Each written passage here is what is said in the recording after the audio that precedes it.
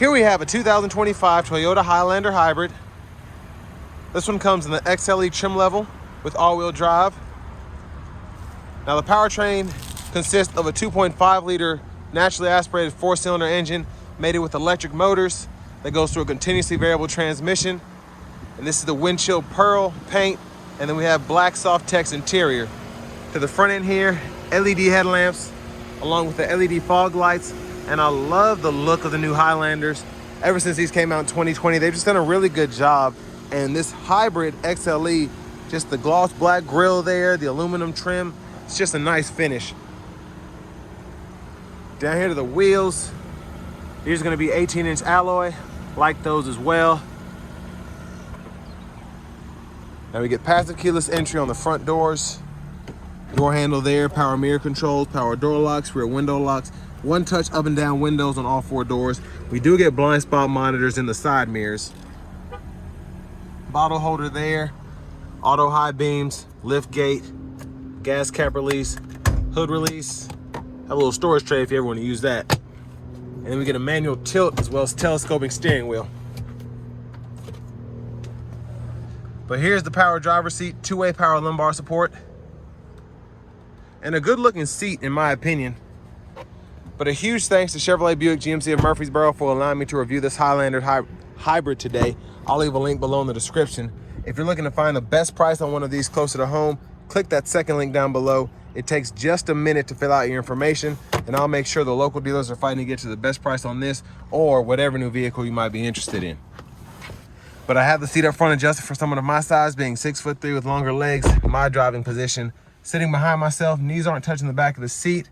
And even though this does have a sunroof, the way the headliner is shaped, when you sit back, it scoops up quite a bit, so that helps with the headroom as well.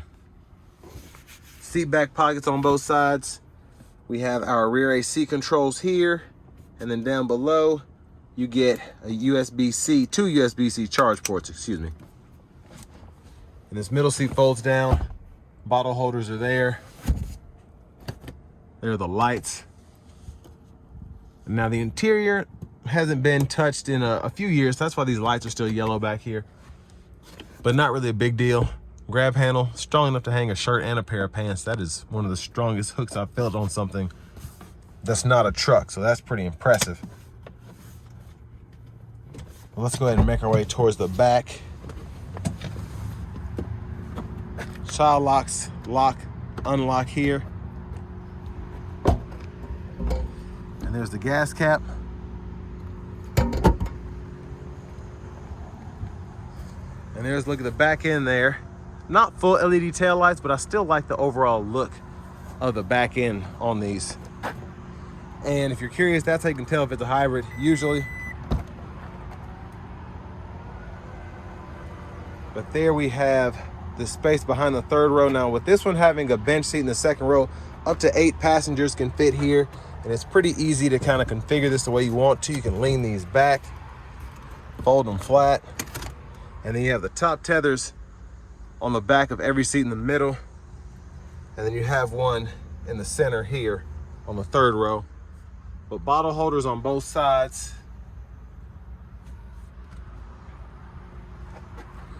And then, you know, a few nifty things that you can fool with over here.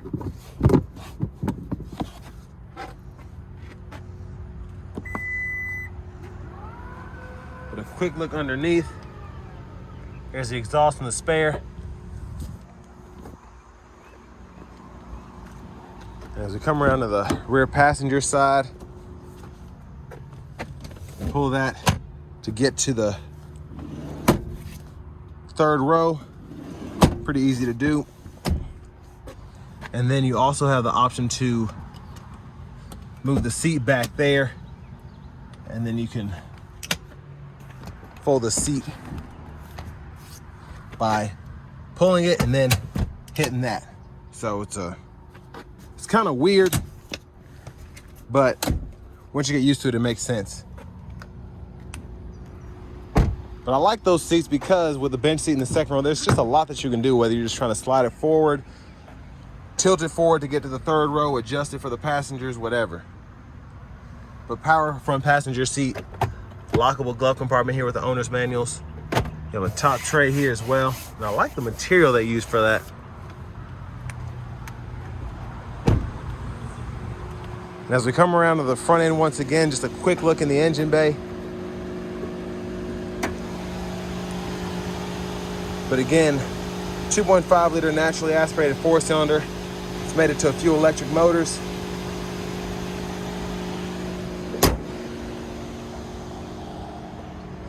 But let's go ahead and check out the turn signals.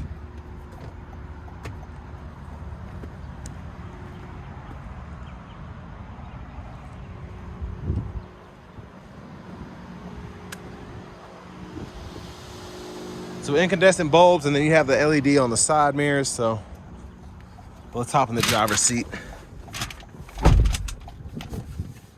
So leather wrap steering wheel here, feels pretty nice, like the design. There's the horn. Now over here to the screen. Looks like this one had the navigation subscription on it, but you can use that when you have that AM, FM, XM radio, Bluetooth audio. You have Apple Music, Amazon. You also get that wireless CarPlay, Android Auto compatibility. And then a few controls here. My favorite is the energy flow, just seeing what's going on. And then your settings are here, so you can fool with the Bluetooth, the Wi-Fi hotspot. This general setting is where you can go in here and change your language and units of measurement. And then down here, dual zone automatic climate controls with 3-stage heated seats and the windshield de-icer there. The fan speed can be adjusted there. You can sync and unsync the passenger, as well as the rear. And then get to the rear climate here.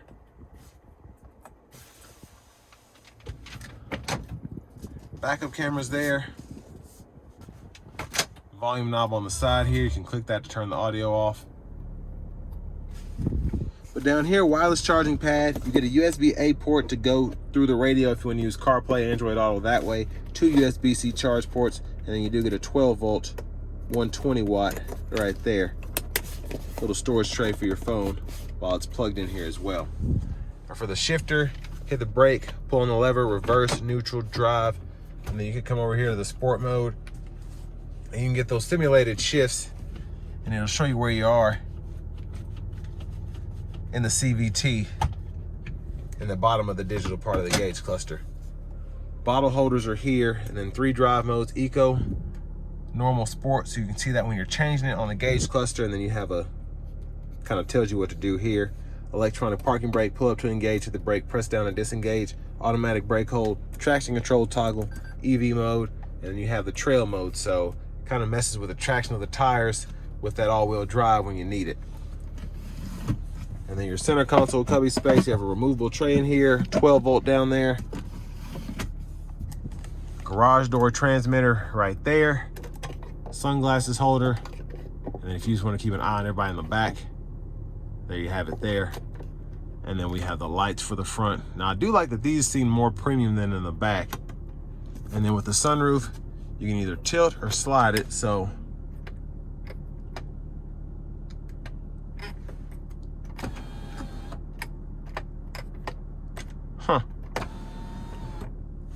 so for whatever reason, I don't know why that didn't want to work till I tilted it. It might not have been closed all the way. But that's one touch there. Hit it a second time, goes all the way back. And there's a view of the back seat from up here. Vanity mirror. And then back to the steering wheel, blinkers, high beams. And then you have those auto high beams again. You can turn those on or off by hitting that button on the side. And then you can set the headlamps to auto as well and turn the daytime running lights off. Intermittent wipers on this side, one time off, intermittent low, high. We can adjust that intermittent frequency here. And then you have a rear wiper as well. Push back for the rear fluid, pull up for the front. And then to the steering wheel itself, Bluetooth, back, and these 4 arrows with the OK go through the digital part of the gauge cluster, so you can change quite a bit there. If you want to turn anything on or off, set that up the way that you should.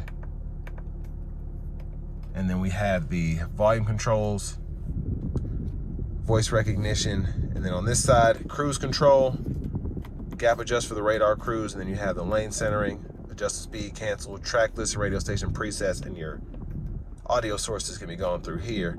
Now you can hold this when you turn it on, and you can get the constant speed control, and then you just turn it back off and turn it on to get the standard radar cruise. You always have to change it back if you want the constant speed one though. Push button start. Finally, here's the key fob with remote start. And this one also has the optional dash cam. That's how you can tell when you adjust the lighting there. It's kind of hard, it's dark in here, but you can see the dash cam right here. But next, let's go ahead and take this 2025 Highlander Hybrid XLE all-wheel drive out on the road for a test drive. So starting the test drive in this Highlander Hybrid, it's very interesting how this gets up to speed. It just, you know, it's a hybrid, so it doesn't feel normal, but if how a car drives doesn't matter to you, the fuel economy on this is what's really impressive.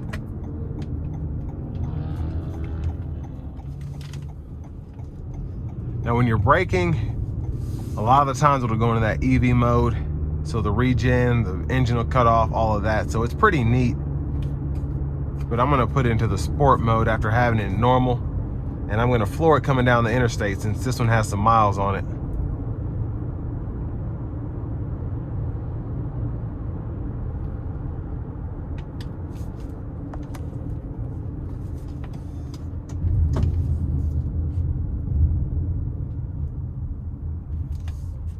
Here we go.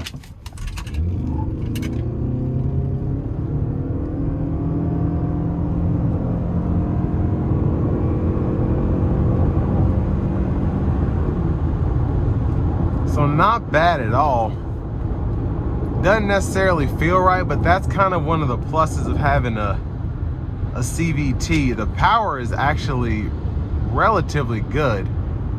It just doesn't make a whole lot of sense.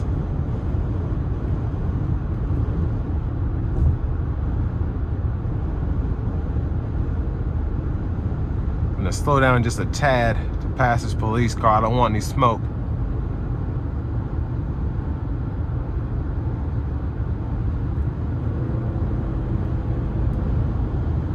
But I mean, just how the car handles on the highway, it's relatively easy to drive, pretty smooth, and certainly fuel efficient compared to the other options from a Highlander even. But I mean, even if you're looking at the neutral verses, if you're looking at the Explorer, this is gonna smoke when it comes to fuel economy. Maybe not in a straight line, but you'll save more at the pump, definitely. But I want to give a huge thanks again to Chevrolet Buick GMC of Murfreesboro for allowing me to review this Highlander Hybrid. If you're looking to find the best price on one of these closer to home, new, click that second link down below. It takes just a minute to fill out your information, and I'll make sure the local dealers are fighting to get to the best price on this or whatever new vehicle you might be interested in.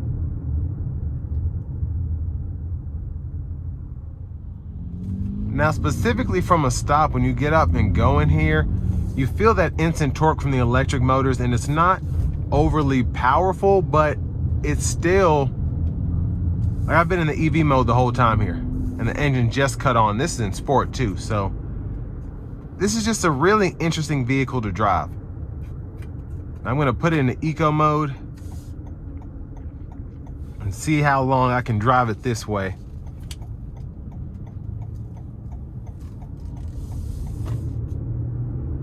And honestly, the eco mode isn't overly dialed back in terms of the output of the powertrain, but it does just kind of limit you from having a touchy pedal as opposed to the normal, and specifically the sport.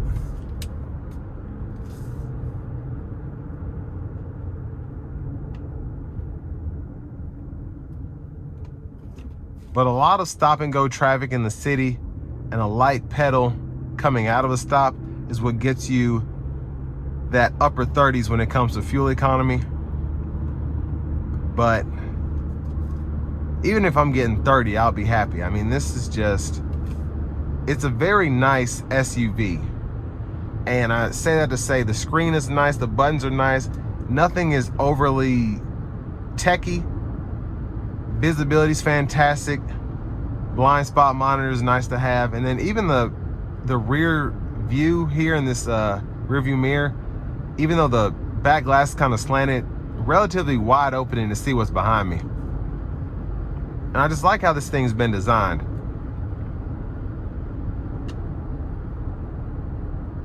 But the heated seats are a nice touch. Just the overall climate control, especially the windshield de-icer, is nice to have when it's cold out. But I mean, just having this hybrid is one of the best things, I think, in the Toyotas. Usually the reliability is better.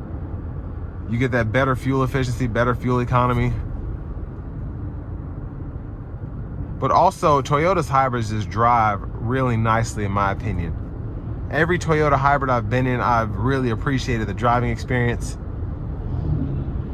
Regen's gotten much better over the years in terms of the brake pedal feel. And then just having the different drive modes has also helped with how this does overall.